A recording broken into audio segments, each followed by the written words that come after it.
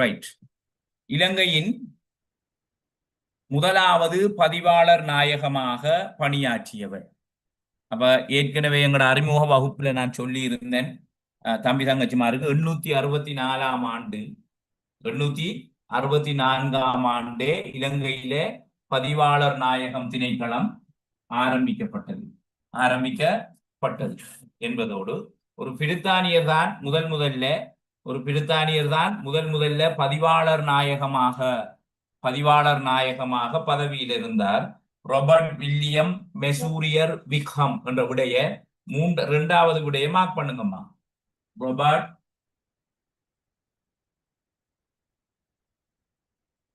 Robert William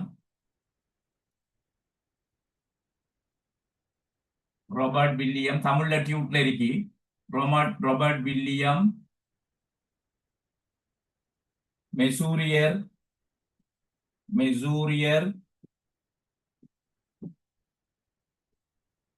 விக்ஹம்.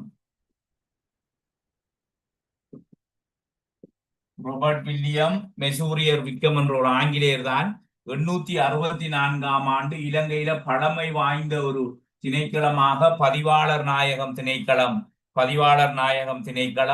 உருவாக்கப்பட்ட போது முதலாவது ஆணையாளராக, பதிவாளர் நாயகமாக, கமிஷனராக பதவி ஏற்றிருந்தார். தொடர்ந்து அதுல கேள்விகள் வரும், ஒவ்வொன்றா போகலாம். அதுக்கிடையில இன்னும் 2-3 பாயிண்ட்ஸ் எழுதுவோம், வெயிட் பண்ணுங்க.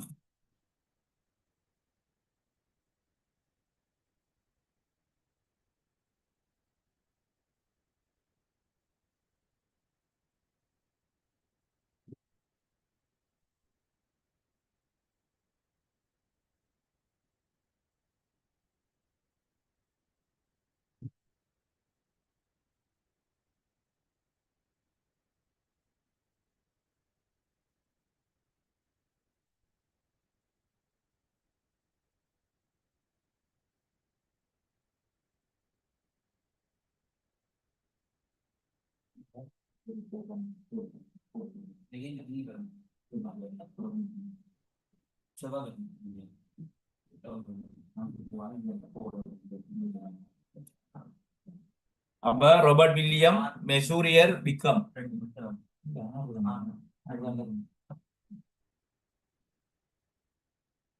Robert William Mesurier Wickham. இப்ப இதுல நீங்க ஒரு சின்ன நோட் போட்டு சில விடயங்களை எழுதி கொள்ளணும்.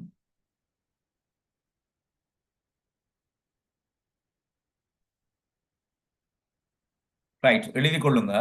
பதிவாளர் நாயகம் திணைக்களத்தின் பிரதான கடமைகள் 3. ஒரு ஓரமா எப்பவும் பயன்படும், எப்பவும் எக்ஸாமுக்கு உள்ள வாசிச்சு பாடமாக்கி வச்சு கொள்ளுங்க. பதிவாளர் நாயகம் திணைக்களத்தின் பிரதான கடமைகள் 3. 1 பதிவு செய்தல். அடுத்தது பொறுப்புத்தன்மையும் ஆவண பாதுகாப்பும்.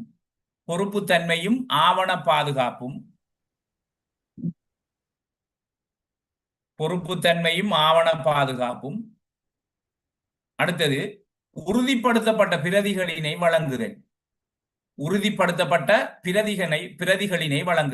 இப்ப உதாரணமாக என்னுடைய பிறப்பு சான்றிதழை நான் எடுக்கணும்டா பதிவாளர் உதவி மாவட்ட பதிவாளர் திணைக்களத்துக்கோ அல்லது பிரதேச செயலகத்துக்கோ, இப்போ மாவட்ட உதவி பதிவாளர் திணைக்களம் காணி திணைக்களத்துக்கு போய் என்ன பர்த் சர்டிபிகேட் வேணும்னா நிரப்பி கொடுத்தா பதிவாளர் அங்குள்ள ரெஜிஸ்ட்ரார் சீலோட பர்த் சர்டிபிகேட் வரும். இப்போ ஒரு உறுதி இதை ஹிஸ்டரி எடுக்கணும், ஒரு காணியோட உறுதியில ஹிஸ்டரி எடுக்கணும்னா நாங்க போய் அப்ளிகேஷனை கொடுத்த காணி உறுதி நம்பரை எங்களுக்கு அந்த ஹிஸ்டரி அப்படியே தருவாங்க. பிரிட்டிஷார காலத்திலிருந்து இன்றைக்கு வரை உள்ள ஹிஸ்டரி அதுல வரும். இப்படியான விடயங்களை தான் உறுதிப்படுத்தப்பட்ட பிரதிகளினை வழங்கல் என்ற ஒரு விஷயம் இருக்குது.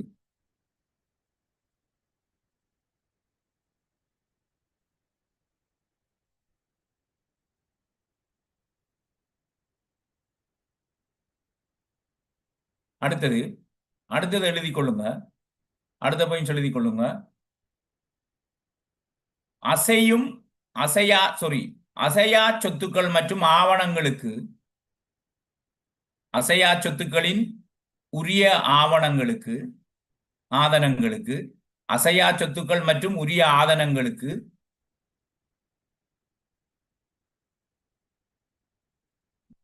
அசையா சொத்துக்கள் மற்றும் உரிய ஆதனங்களுக்கு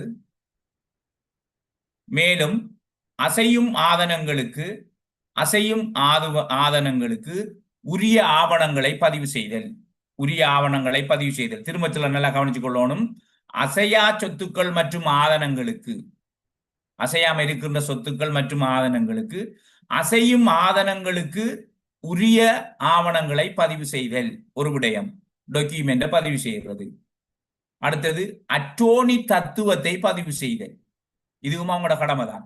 பதிவாளர் நாயகம் திணைக்களத்தில கடமைகள் ஒன்று, செயற்பாடுகள் ஒன்று அட்டோனி தத்துவத்தினை பதிவு செய்தல். ரைட். அடுத்தது முக்கியமான பாயிண்ட்ஸ். இலங்கையில் நிகழும் அனைத்து விவாகம், பிறப்பு மற்றும் இறப்புகளினையும் தெளிவெழுதி கொள்ளணுமா? இலங்கையினுள் நிகழும் அனைத்து விவாகம், பிறப்பு மற்றும் இறப்புகளினையும்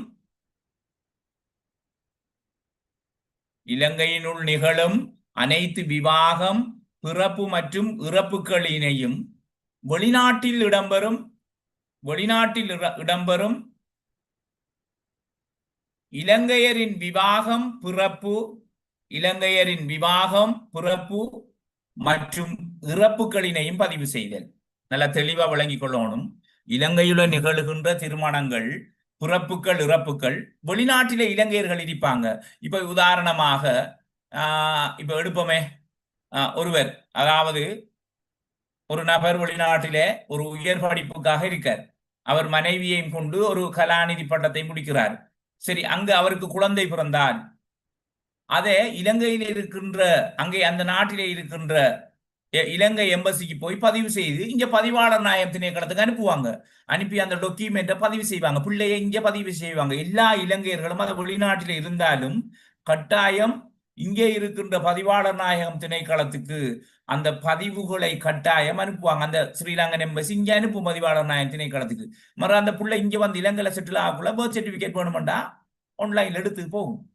அப்ப திடீரென அங்க ஒருவர் இறந்தால் அவருடைய மரண பதிவை இங்க வைப்பாங்க பதிவாளர் நாயகம் திணைக்களத்தில், அந்த எம்பசி ஊடாக வைப்பாங்க என்பது இது ஒரு முக்கியமான கடமை. நீங்க எடுபட்டு போன ரெஜிஸ்ட்ரார் சர்வீஸ்ல இந்த ட்ரைனிங் எல்லாம் உங்களுக்கு கிடைக்கும். அடுத்தது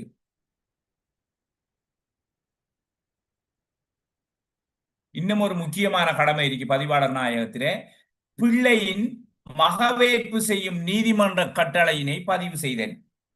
பிள்ளையின் மகவேற்பு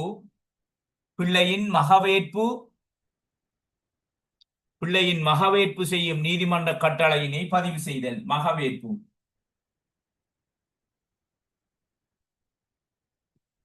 பிள்ளையை மகவேற்பு செய்யும் நீதிமன்ற கட்டளையினை பதிவாளர் நாயகம் திணைக்களம், உதவி மாவட்ட பதிவாளர் திணைக்களம் எல்லாம் என்ன செய்யும்? பதிவு செய்யும். அது என்ன மகவேற்பு? அபிராம் சத்தத்தை காணல. அபிராம், மகவேற்புண்டா என்ன? இந்த சொற்பிரயோகம் என்ன? சும்மா கேட்டேன், பிரச்சனை இல்லை. அபிராம் தனுஜா சொல்லலாம். சொல்லுங்க. வளர்க்கறதுக்காக தத்தெடுக்கிறது. Yes, very good. தத்தெடுக்கிற பிள்ளைய தத்தெடுக்கக்குள்ள கட்டாயம் உதவி மாவட்ட பதிவாளர் திணைக்களம் அந்த மகவேற்பு சம்பவத்தை, அந்த நீதிமன்ற கட்டளையை பதிவு செய்யணும். இல்லாட்டி நாளைக்கு தத்தெடுத்த பிள்ளையை தெருவில் போட்டுட்டு போய்த்தானண்டா அவனை குற்றவாளி அடையாளம் காணவே இயலாது. அப்ப இது பதிவாளர் நாயக திணைக்களத்தில, உதவி மாவட்ட பதிவாளர் திணைக்களங்கள்ல கட்டாய கடமை என்பதை நீங்க ஞாபகம் வச்சுக் கொள்ளணும். போன முறை ஒரு கேள்வி நினைக்கிறேன். பின்வரும் கடமைகளுள் பதிவாளர் நாயக திணைக்களத்தின் கடமைகள் அல்லாதது. அப்ப 3 சரியான கடமையும் ஒரு பிழையான கடமையும் தந்திருக்காங்க. நீங்க டிக் பண்ணணும். அப்ப ஞாபகம் வச்சுக் கொள்ளணும். கடந்த முறை கேள்விகளை கொஞ்சம் அந்த கேள்விகளை டிஸ்கஸ் பண்ணலாம். அடுத்தது கண்டிய விவாகம் மற்றும் விவாகரத்து கோரிக்கையினை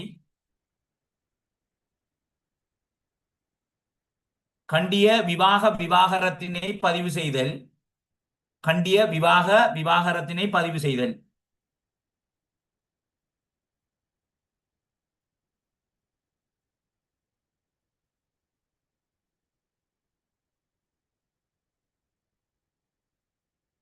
ரைட். இப்ப பதிவாளர் நாயகத்தில திணைக்களத்தில் இன்னும் சில சிறிய கடமைகள், இணை செயற்பாடுகள் அல்லது சிறிய கடமைகள் எழுதினா அதை முற்றுப்புள்ளி வச்சுட்டு தொடர்ந்து பதிவாளர் நாயக திணைக்களத்தில் சிறிய சிறிய கேள்விகளை 2 கேள்வி 3 கேள்வி என்று போட்டு போட்டு ஒவ்வொரு டியூட்டிலையும் ஒவ்வொரு பிடிஎஃப் வரும், படிச்சு கொள்ளணும். நேரடியா வாங்க, நேரடியா வந்த பட்டதாரிகள் என்பது இரவு காத்த கிளிகள் மாதிரி தான்.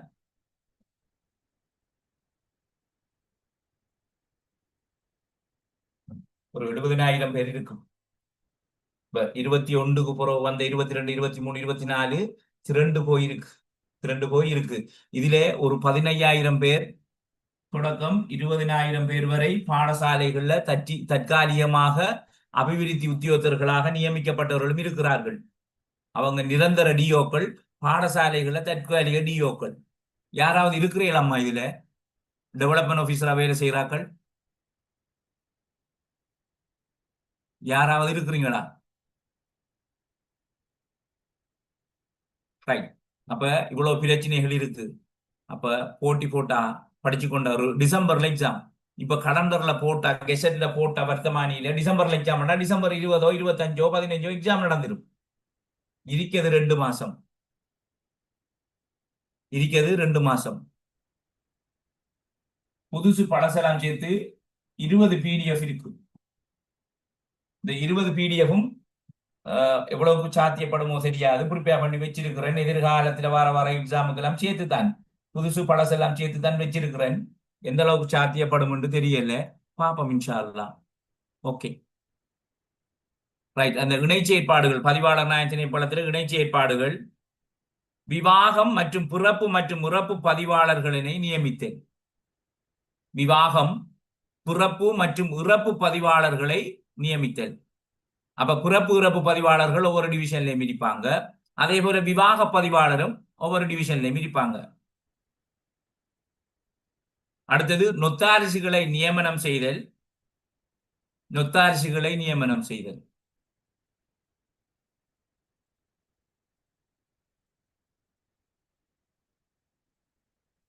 அடுத்தது உறுதியின் மேல் வேறு ஆவணங்களின் மேல், உறுதியின் மேல் வேறு ஆவணங்களின் மேல் உரிய முத்திரை கட்டணம் செலுத்தப்படுகின்றதா என்பதை உறுதிப்படுத்தல். உறுதிகளின் மேல், அந்த காணி உறுதி பத்திரங்களின் மேல் வேறு ஆவணங்களின் மேல் முத்திரை கட்டணம் செலுத்தப்படுகின்றதா என்பதை பதிவாளர் நாயகம் திணைக்களம் அவதானிக்கும். அடுத்தது உறுதிப்படுத்தப்பட்ட பிரதிகளின் மொழிபெயர்ப்பினை வழங்கல். உறுதிப்படுத்தப்பட்ட பிரதிகளின் மொழிபெயர்ப்பினை வழங்குதல்.